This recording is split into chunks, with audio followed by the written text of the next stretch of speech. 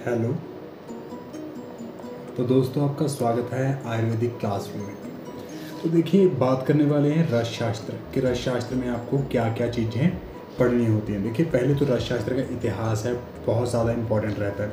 आप अपनी स्क्रीन पे देख सकते हो कि हाउ मच द इतिहास ऑफ रस शास्त्र इज़ इम्पॉर्टेंट। मैं आपको डिटेल में नहीं करवाने वाला, मैं आपको हिंट देने वाला हूँ कि कौन कौन सा टॉपिक आपको पेपर तक रिवाइज करना है। आपको हार्डली 3 डेज़ लगेंगे, वो भी एक मेजर संहिता के साथ। अगर आप रस शास्त्र कर रहे हो तो आपको हार्डली 3 डेज़ लगने वाले हैं। तो आप छोड़ के मत जाना, क्योंकि रस शास्त्र एंड द्रव्य गुण are the major subjects.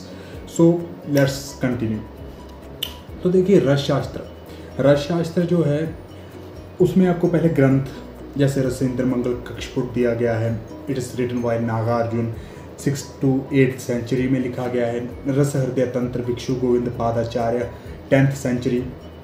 Rasarnava by Bhairavananda Yogi and Goraksha Samhita by Gorakhnath. Rasendra Chudamani by Somadeva. Rasa Prakash Sudhakar जशोधर Bhatt. इसी तरह से रस रत्न समुच्चय रस भागवत आनंद कांत बाय मंथान भैरव। रसराय लक्ष्मी विष्णुदेव गुप्त। इस प्रकार से आपको जो ये स्क्रीन पर मैं दिखा रहा हूँ, ये सारे के सारे जो हैं 1-2 बार पढ़ोगे तो याद हो जाएंगे, चाहे आप निमोनिक बना के याद कर लो। देखिए, मैंने कैसे याद किया था, सिद्ध विषज्य मणिमाला। जैसे सिद्ध विषज्य मणिमाला मैंने इसको याद किया था कि जब हम मणियों को ऐसे फिराते हैं तो राम और कृष्ण का नाम लेते हैं। तो सिद्ध विषज्य मणिमाला इस बाय राम कृष्ण भट्ट। ठीक है, तो इसमें से हर साल क्वेश्चन आता है। जैसे रस तरंगिणी पूछा गया है, या फिर रस हृदय तंत्र के बारे में पूछा गया है। रस प्रकाश सुधाकर के बारे में पिछले जो पेपर्स हैं उसमें पूछा गया है। ठीक है, तो इस प्रकार से थोड़ा सा आपको ये पूरे के पूरे अच्छे से अपने नोट से या कहीं से भी आपको पूरे के पूरे याद करने होते हैं। उसके बाद क्या है, अध्यायों के विशेष नाम। देखिए, अध्यायों के हर एक जो ग्रंथ है उसमें अध्यायों के अलग अलग नाम दिए गए हैं। सपोज करिए रस अर्णव की बात करें तो रस अर्णव ने अध्याय को, जैसे हम बोलते हैं लेसन 1 लेसन 2, अध्याय पहला अध्याय दूसरा, तो रस अर्णव बोलता है कि पहला पटल, दूसरा पटल, तीसरा पटल। इस प्रकार से उसमें नाम दिए गए हैं। गोरक्ष संहिता में पटल कहा गया है। रस हृदय तंत्र में अवबोध कहा गया है। रस रत्नाकर में खंड कहा गया है। रस कौमुदी में अधिकार कहा गया है। वस्त्रराजकम में प्रकरण। सिद्ध विषज्य मणिमाला में गुच्छा, क्योंकि मणियों की माला में किससे बनी, गुच्छ बोल देते हैं उसको। तो ये थोड़ा सा आपको देखना है। अभी तक मुझे नहीं पता मतलब आया है या नहीं है, पर लेकिन मतलब मैंने जितने प्रीवियस ईयर पेपर सॉल्व किए थे उसमें से 1-2 में ये क्वेश्चन पूछा गया था, इसीलिए मैंने इसको उठा के अपने नोट्स में डाल दिया कि कहीं इसमें से क्वेश्चन आ गया तो मैं सॉल्व कर सकूँ। उसके बाद परिभाषा प्रकरण में देखिए, परिभाषा प्रकरण में पंचमृतिका आ गई, पंचमृता आ गया, शीर्त्रय, त्रिलो, पंचलो, षडलो, सप्तलो, धन्वंतरी भाग, रुद्र भाग, शुद्धाव्रत, बीजाव्रत।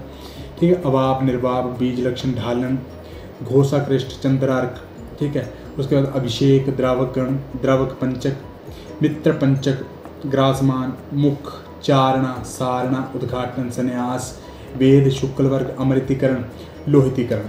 ये सारी की सारी डेफिनेशंस आपको पूछी जा सकती हैं। सपोज करिए पूछते कैसे हैं, देखिए अमृतिकरण तो गुण की वृद्धि होती है, वर्ण की हानि होती है। तो ये यहाँ पर लाइन लिखी गई है, अगर आपने पढ़ी होगी तो आप टिक कर दोगे। शुक्ल वर्ग में कौन से द्रव्य समाहित नहीं है, तो आप देख लो कि सुधा, कूर्म, प्रशंक, सूक्ति, वाटिका।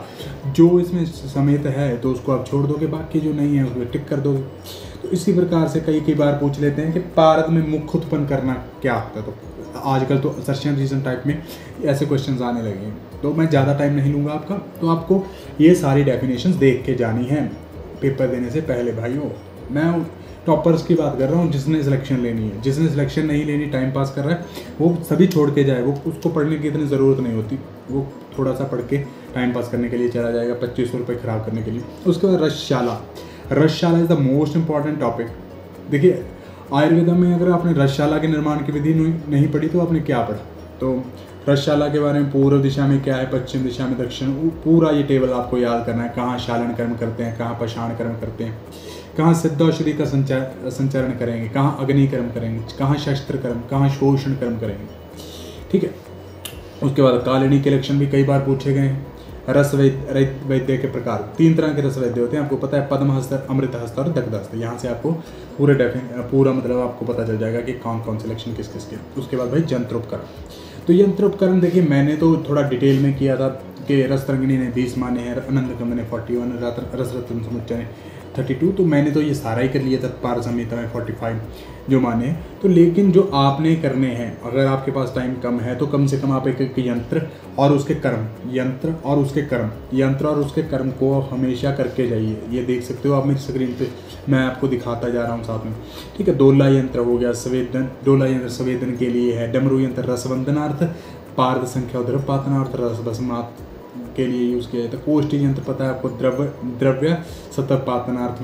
और जो कश्यप यंत्र आपको पता ही है, विड सहित पारदयार्धम जारणार्थ, गंधक जारणार्थ और गर्भद्रुति हेतु। दीपिका यंत्र पूछ रहे थे, अधोपातन यंत्र और हंसपाक विड निर्माणार्थ, बल्लभी उत्थापनार्थ। सोमनल यंत्र, अब्रक जारण। द्रविका यंत्र है जो नाग आदि का संवेदनार्थ। लोह स्थालीपाक और स्थाली यंत्र, ये आपको देखने हैं। देखिए इसके बारे में आपको जो मैंने एक एक शब्द लिखा है जैसे, वैसे ही आपको अपने नोट्स तैयार करके उसको हर जितना याद कर सकते हो मैक्सिमम से मैक्सिमम आपको याद करके जाना है। तो अभ्रक यारणार्थ क्या है? सोमानली यंत्र, जैसे तेल निष्काशनार्थ पताल व कंदुक यंत्र, कृत्रिम हिंगुल निर्माण अर्थ मृदंग यंत्र। यहाँ पर आप साथ साथ अपना ये पेज देख सकते हो और इससे आप पॉज कर करके अपने नोट्स भी बना सकते हो। उसके बाद मूषा प्रकरण में की बात करें तो मूषा प्रकरण में आपको सारी की सारी बज्जर मूषा, पक्का मूषा, गौस्तनी मूषा, वर्तांक मूषा, योग मूषा, विड्ड मूषा, मूसर मूषा, महामूषा, गार, वज्रद्रावणी, जैसे इसको रट्टा नहीं मारना। इसके बारे में जो इसका इम्पॉर्टेंट फीचर है वो आपको याद करना है, ठीक है। उसके बाद आपको वही कोष्ठी प्रकरण, 4 प्रकार की कोष्ठी होती है पता है, अंगार, पताल, गार, मूछा कोष्ठी, ये आपको याद करना है। बंकनाल के बारे में, बड़ी नली छोटी नली जो होती है बंकनाल जिसको बोलते हैं, उसके बारे में पढ़ना है। पुट्ट प्रकरण में आपको पढ़ना है महापुट्ट, गजपुट्ट, ब्राहपुट्ट, कुक्कुटपुट्ट, कुपोतपुट्ट, लावकपुट्ट। तो ये सभी के सभी एक लाइन के हैं, एक लाइन के, छोड़ के मत जाना इसको, एक लाइन के हैं। 8 लाइनें अगर ध्यान से पढ़ोगे ना, 8-10 लाइनें हैं तो पुट्ट प्रकरण में 2-4 मिनट का काम है, तो बिल्कुल छोड़ के नहीं जाना इसको, ठीक है। पुट्ट का जो स्रोत है वो उपले हैं, उपले के बारे में, उपले के पर्याय दिए गए, संधि बंधन के बारे में बताया गया है। देखिए चुल्ली का जो चूल्हा होता है, चूल्हा जिसको बोलते हैं, उसका पर्याय बताए गए हैं, ठीक है। उसके बाद मुद्रा, हठ मुद्रा और मदन मुद्रा मोस्ट इंपॉर्टेंट है भाई। मैंने ना प्रीवियस ईयर सॉल्व किए तो मुझे ये टॉपिक इंपॉर्टेंट लगा, क्योंकि कभी भी ऐसा क्वेश्चन पूछ सकते हैं, तो मैंने क्या किया, उठा के अपने नोट्स में डाल दिए, ठीक है। उसके बाद क्या है भाई, देखो इलेक्ट्रिक फर्नेस के बारे में यहाँ पर थोड़ा बताया गया, ये बिल्कुल मत करना क्योंकि कोई नहीं पूछता, ठीक है। भस्म के बारे में आपको पढ़ना है। भस्म के बारे में आपको बारितर, रेखा, पुरंता, अपुनर्भव, उत्तम, निरुद्ध, अवामी, अमल, निर्धूम, निस्वादु, निश्चंद्र, लघुता, ये सारी भस्म परीक्षाएं जो हैं आपको याद करनी हैं। इसमें बताया गया कि अमल परीक्षा है जो ताम्र भस्म की मुख्य परीक्षा है, ये इंपॉर्टेंट पॉइंट्स हैं, मैंने इस प्रकार से हाईलाइट करके बनाए थे अपने नोट्स। उसके बाद भस्म के वर्ण, देखिए स्वर्ण धातु का वर्ण कौन सा होता है, कांस्य का कौन सा, रसक का कौन सा, माक्षिक का कौन सा, रजत का कौन सा, लोह का कौन सा, ये सारे वर्ण मतलब कलर आपको याद करने हैं भाई, कलर आपको याद करने हैं। स्वर्ण, रजत, लोह, कांत, नाग, वंग, ये सभी के सभी आपको याद करने होते हैं। उसके बाद आपको क्या याद करना है, पारद वर्णन, पारद का डिटेल्ड वर्णन, इसका लैटिन, इसका जो है संकेत क्या है, इसकी परमाणु बंधन क्षमता क्या है, इसका भार कितना है, इसका हिमांक, गलनांक, ये इंपॉर्टेंट है। देखिए पारद का प्राण है, माक्षिक प्राण, पारद का नवेद है, अब्रक। इस प्रकार से पारद की पूजा 5 प्रकार की कौन सी होती है, पारद की गति 5 प्रकार की कौन सी होती है, रस मूर्छित होने पर रोगनाशक, मृत्यु होने पर जीवनदायक, मृत्यु होने पर मोक्षदायक, ये सभी पॉइंट आपको लिख लेने हैं।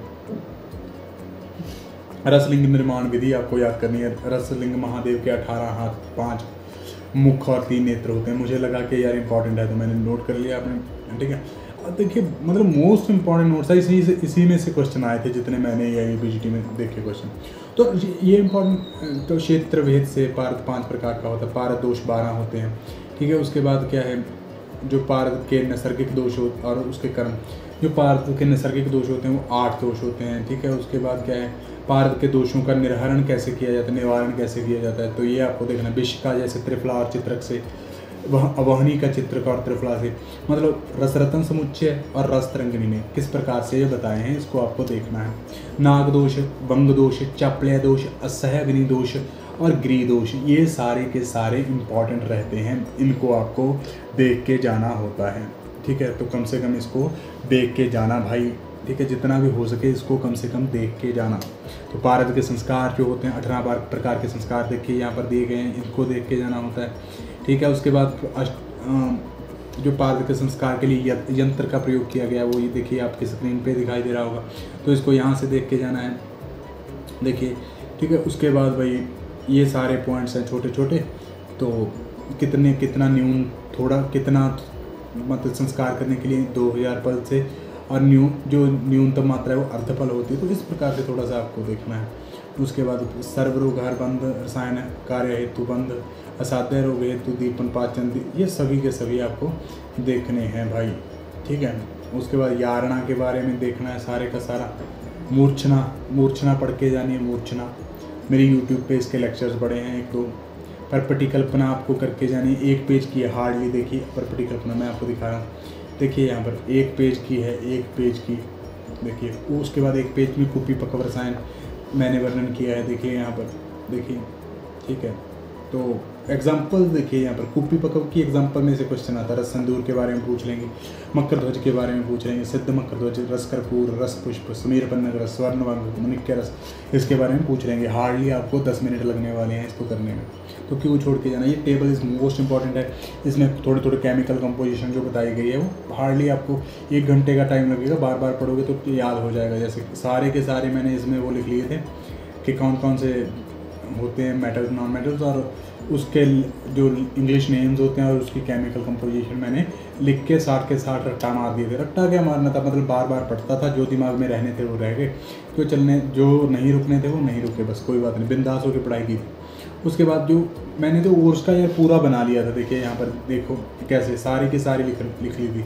आप इसको एक बार देख लेना, और कुछ ओर्स जैसे जिंक साइट है, कैलामाइन है, या फिर गैलेना PBS बोलते हैं। ठीक है, तो कुछ ओर्स होती हैं जो प्रीवियस ईयर्स में आस्क की गई हैं या प्रीवियस ईयर में पूछी गई हैं, तो उनको आपको याद करना होता है। उसके बाद रस द्रव्य पर्याय, रस जो है सारे इनके पर्याय मैंने एक भी नहीं याद किया था, क्योंकि मुझसे याद नहीं होते पर्याय, तो मैं छोड़ के चला गया था। और किस्मत अच्छी निकली कि एक भी पर्याय में से 2-4 साल में से कोई भी क्वेश्चन नहीं आया। ठीक है, और जो आपको कुछ लगता है इंपॉर्टेंट तो आप कर सकते हो। उसके बाद रस जो द्रव्य हैं उनके भेद जैसे पारद के 4-5 भेद होते हैं, अभ्रक के 4, विक्रांत के 8, ये सारे के सारे नाम मैंने अपने साइड में लिख के गंधक के कितने भेद होते हैं और उनको याद कर लिया था।